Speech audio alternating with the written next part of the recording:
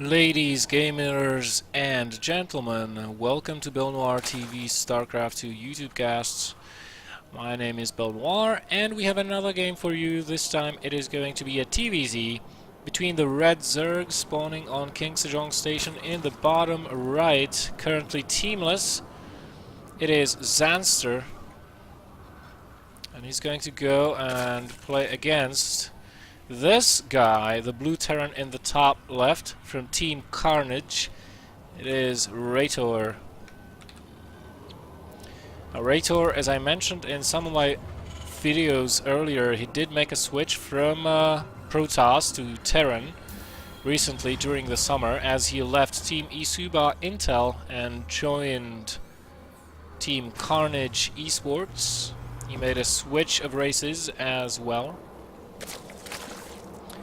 And he actually is quite good. I'm not saying that he's playing to the best of his ability with this race, that he will ever be able to. But he's made very good progress since he's adopted the race. So I'm looking forward to seeing more of Reitor as he continues to delve into the intricacies of the Terran Warcrafts.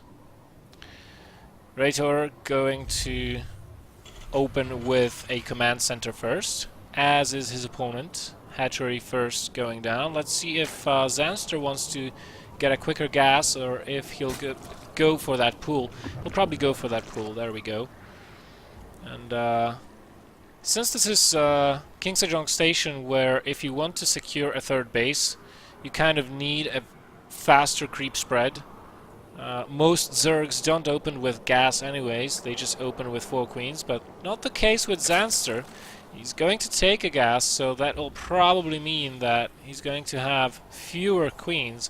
Now, I think this decision also may have come down to this Overlord scouting the timing of the command center on the low ground. So Zanster knows that he can get away with this, pretty much. Because the aggression from the Terran player will be a little bit slower, so he does not need such a fast creep spread. Or maybe this is just what he likes to do on this map. We'll never know for sure. We'd have to ask him, pretty much. So the first Marine queued up in the barracks. Probably a bunker will be going down right about now, and as soon as Reitor has 100 gas, he'll or maybe 150 gas, he'll want to throw down a reactor on the barracks and a factory. There's the factory on the high ground. So we'll be moving into Hellions after this. And Zanster is getting the link speed, pulling out 2 drones from that gas, as he wants to get a get more drones out, pretty much, and maybe get a third base decently quickly. Going to send 2 Zerglings out just to scout, and he's going to see exactly what he's up against, or maybe he just wants to keep those at the front of the Terran ramps just to catch any SCVs or any potential threats moving out of the base. And 1 link to check for the third base. That's also nice. Now Reitor, he's taking a second gas, which means that he may go into a starport. There it is. As he did take a couple of shots at that Overlord over there. And he's taking a third command center as well. Zanster building his third base. Has he resaturated the gas? No, not yet, but he's taking another one at the natural expansion, so he may be resaturating that that one in his main base pretty shortly as this one finishes up. Let's see, he almost has 100 gas. Wonder where that will go to. Yes, it goes into Le Lair. So he's going to get the lair, going to try and tech up a little bit. Wonder what his choice of unit composition will be against Reitor. Looks like he's getting a Roach Warrior now. This could be defensively. Doesn't mean that he'll play with the Roach Warrior and play with roaches. Let's take a look over here. Does he have any inkling about the Banshees that are on the way? He's going to scout that out right now with this Overlord. Nice scouting by Zanster. He's going to see the starport, sees the tech lab, and he sees the tech lab researching something. And that something could only be Cloak. So we could see spores going down. There we go. 1, 2 spores. Third spore at the third base. Not down just yet, but I think Zanster will be putting that one down very quickly. How many queens do we have on the field? 5, so this should not be an issue. Of course, those queens will have to be used to defend versus the Hellions as well, as they skirt on past. And don't get much damage done. 2 more are going to join up. So far, only a bit of skirmish. A little skirmish between the Lings and the Hellions. And Zanster, he's feeling confident. He's droning up. As Reitor is not being as aggressive as Zanster expected. And he's getting double evolution chambers as we speak, and a Spire. He's relying on a really low unit number to defend this. He must feel pretty confident, but as the armor finishes up, we have a Hellbat transformation over here for Reitor, and this is going to make the Zerglings inferior. And with no Baneling Nest out on the field, this is going to be a pretty darn tough hold for Zanster. He does get an Overseer here to spot for that Banshee, but he can't kill the Banshee if the Hellbats kill all of his queens. The Roaches are coming out. As Zanster realizes he'll have to commit more units to this defense. How many drones will he end up losing in the end is the question. The Banshee is still alive, and the Hellbats seem to be dying off, albeit very slowly, and Zanster is forced to use drones for the defense as well. But in the end, he does manage to clean up. Banshee got 2 kills, another one has been killed in the meantime, and Reitor, considering he pumped considerable resources into this, and he's gotten only 2 drone kills from this attack, this has not been successful at all, and now with the Spire completed, Mutalisks can enter the production line. Reitor, does he see that? Where does he scan? He scans on the side, tries to get rid of the creep. He doesn't have any inkling, I don't think, about the Mutalisks. He's trying to get his marine count up, but those mutas are already here and they will not be asking any questions. They'll just go straight to the mineral line and try to maximize the damage, really. Now Zanster is a little bit behind in upgrades because he did go for those quick Mutalisks, and he was slowed down with having to produce roaches as well, so I will actually be a little bit surprised if this does any kind of damage, really, to the Terran player, but it looks like it will. May get that medevac. Nice pick off there by Zanster. He's getting a 4th base as well, trying to run in with the Zerglings. Not very successful with that.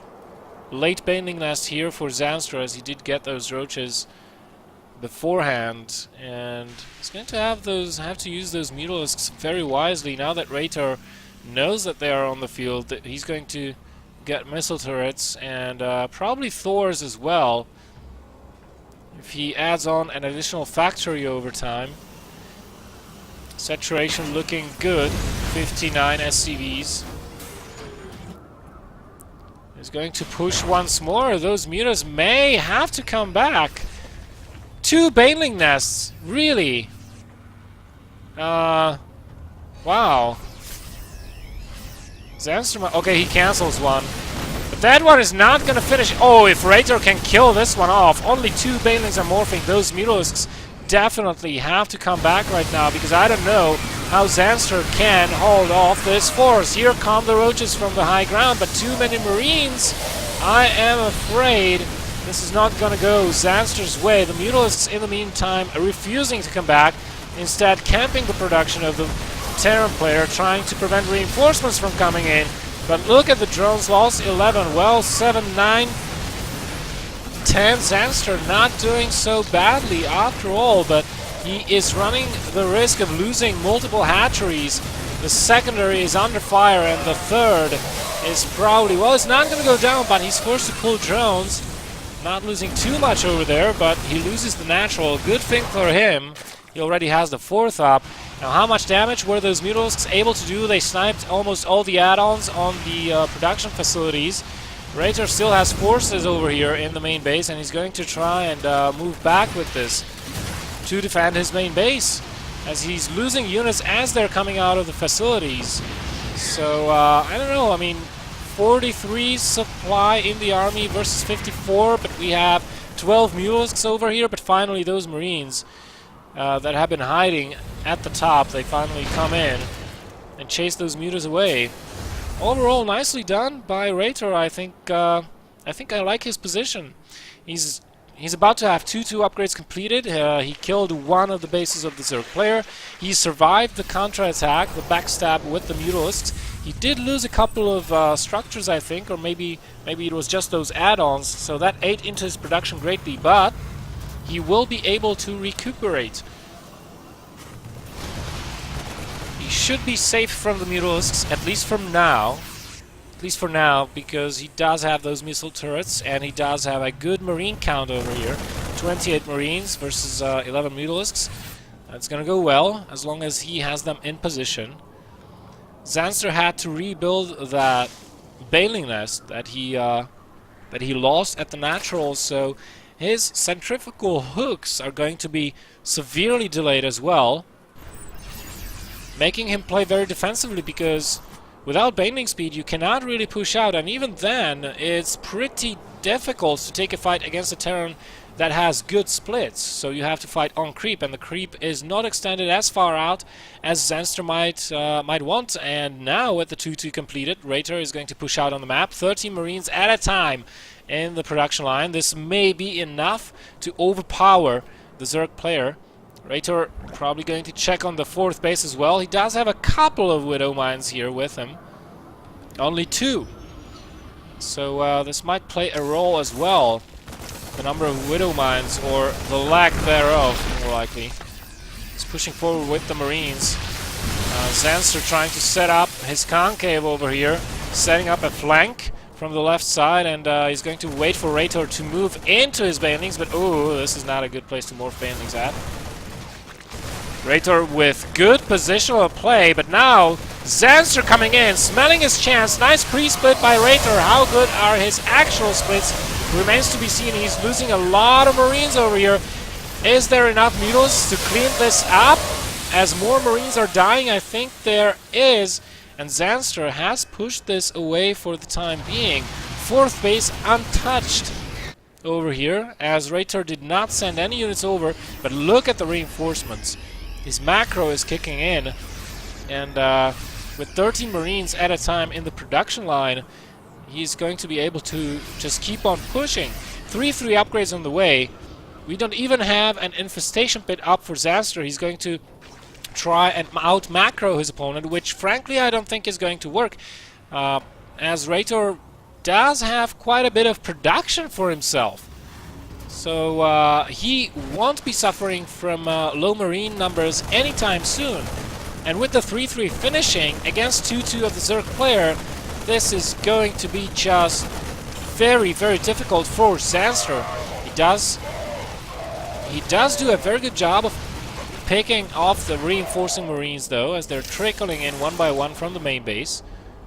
Reitor does split up his army, though, and I haven't seen him drop once in this game. This is the one thing that he maybe could start doing. The Mutalisk count is at 14. And he's getting more upgrades for them as well. Let's take a look at the army. Yeah, Zanster is pretty much ready for a drop over here. Actually, he's almost too ready for a drop. These rocks will go down. Zanster sees the army, so he's going to try and get his Mutalisks in position on the high ground. And now Reitor burrows his mines, and he's going to try and bait as many units down that ramp as possible. There are no overseers with the Mutalisks, they're with the ground army, so if those banelings run in, a good mine detonation may spell the doom for them.